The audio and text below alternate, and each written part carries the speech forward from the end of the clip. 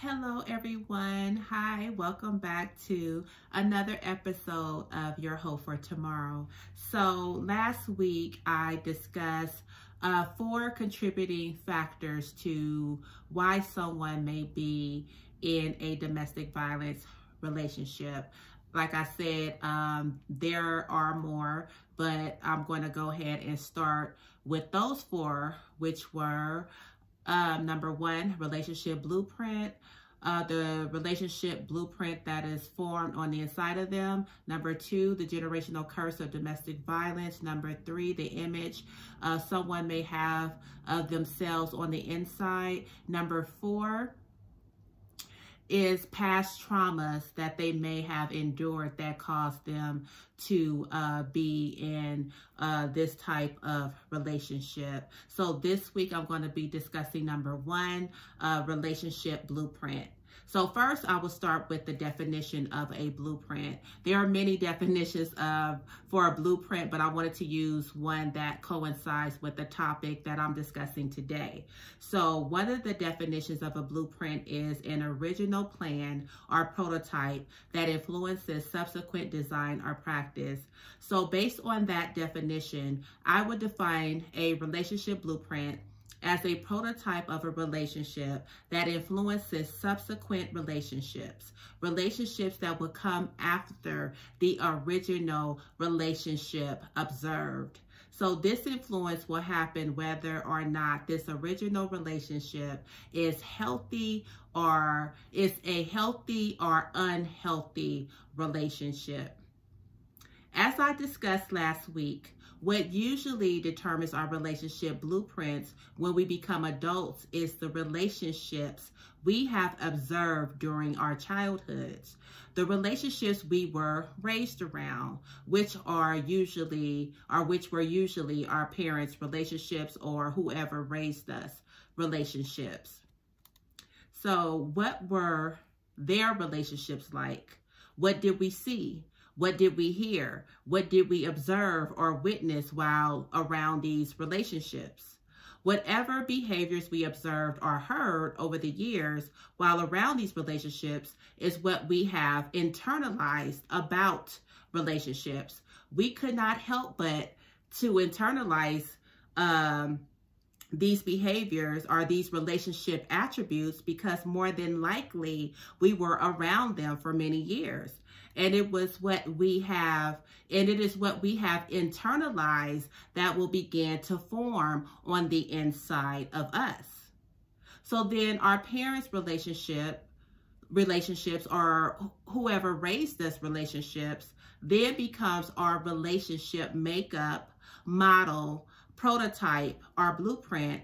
And as previously mentioned, this will happen whether these relationships were healthy or unhealthy. To provide you with an example, I heard a story about this young woman who grew up in an abusive environment. She and her brother witnessed their father abusing their mother numerous times over the years during their childhoods. She also witnessed her father pretty much being a dictator to her mother, telling her mother what she could and could not do, and seeing her mother battered and abused on a constant basis. Witnessing this behavior shaped this young girl's perception of relationships as it also shaped her perception of men and women. In her mind, these were the characteristics of all men and women. Because she witnessed her parents' abusive behavior during her childhood, she vowed she would never be in a relationship like this. But because she internalized her parents' behavior as a child, even though she said she would never end up in an abusive relationship, guess what type of man that entered her life? That's right, men with abusive traits and tendencies. Because she witnessed her parents' relationship and she had a certain perception of men and women, the man as the dominator, the woman battered and abused, this became this young girl or young woman's reality. But because she did not want to be the one battered and abused, she became the dominator in her relationships. She had the mentality of let me dominate them before they try to dominate me. Basically, she became her father to avoid becoming her mother. Because she internalized these behaviors as a child, this was the relationship blueprint formed on the inside of her. Whether she wanted to partake in these types of relationships or not, these were the type of men she attracted into her life. And this is the type of woman she became. Last week, I also discussed the exposure of healthy and unhealthy relationships. As I mentioned, how will you know what a healthy relationship looks like if you've never been exposed to one? If you have only been exposed to unhealthy relationships, more than likely, this is all you know. And people tend to act out what is on the inside of them, such as portrayed in the example provided. So just like the woman that I just used as an example, you know, if for all those years she spent, she was in the presence of her parents' behavior, you know, so what else could she know about relationships but what she saw in front of her growing up for years as a child? So she was only exposed to unhealthy relationships, and that's why she found herself in unhealthy relationships. So how would you know what a healthy relationship looks like if you've never been exposed to one? So they are going to, you know, people who have been exposed to a healthy or unhealthy relationship, they're going to act in accordance with the blueprint that is on the inside of them, as stated earlier, whether they want to or not. So last week, I also discussed how I began to recognize how certain cycles were repeating in my life. Key word, recognize. I had to recognize or acknowledge or become aware of the behaviors that were repeated in my life. Then I had to do the work to change the relationship blueprint that was stored on the inside of me. So this week, I'm going to give you all some homework. What negative behaviors or cycles do you see repeating in your life? And it doesn't necessarily have to be a relationship. It could be something else. It could be a bad habit, negative thoughts, or something maybe in financial habits or something like that, negative financial habits. But what negative behavior patterns are you seeing repeating in your life that you are becoming aware of even while I'm talking about this? So if you have a journal or a notebook, I want you to write down some of these behaviors and cycles. Once you write them down, I want you to ponder them, meaning think on them. Then I want you to write what comes into your thoughts as you ponder them.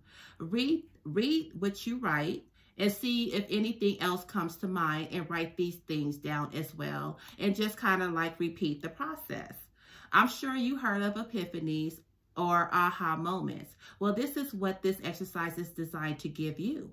Life-changing epiphanies or aha moments.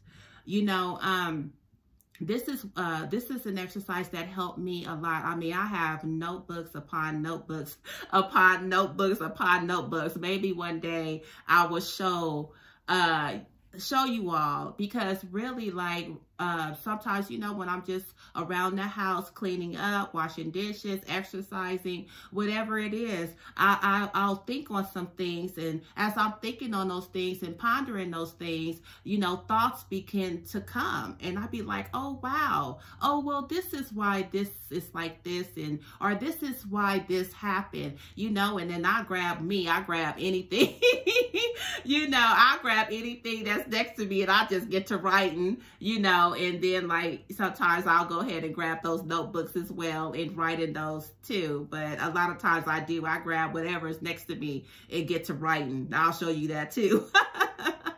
But anyway, write me and tell me how this exercise has worked for you. And my email address is ssdavis@sistersupliftedsisters.com, and I'll put that email address in the description box below. Also, we're going to have some journals available soon on our website. You can check out our website at sistersupliftedsisters.com. And also, I'm going to go ahead and put up a resource page as well, so you can go and obtain information for domestic violence services, including shelter information, you know, counseling classes and things like that, you know. So some things that you can go to the resources page and, you know, get some information that will help you and your family if you should need it. Okay, so also we're going to be conducting a virtual workshop soon as well. So once you go to the website, you can leave your email address on the home page and our contact us page. You know, you can also leave your email so you can receive some SUS updates, Sisters Uplifting Sisters updates. So thank you so much for taking the time to listen to this video. I pray what you are hearing will be a blessing to your life, you know. And like I said, this is all about becoming, you know, recognizing where we are, you know, becoming aware of some of the things that's going on in our lives, you know, to help us, you know, to help us get out of those places that we are, those places are mindsets and mind frames that we no longer desire to be. So, since next week is Christmas Day, next Saturday, I might just upload next week's Your Hope for Tomorrow early, or, well, yeah, I'll probably do it early. But yeah, so just be looking out for it. And I hope you all been enjoying or listening to those Daughter Arise podcasts as well. So God bless you. Have a blessed and a pleasant and a safe holidays. Merry Christmas. Happy New Year's. And I just pray you enjoy your holidays. God bless and take care.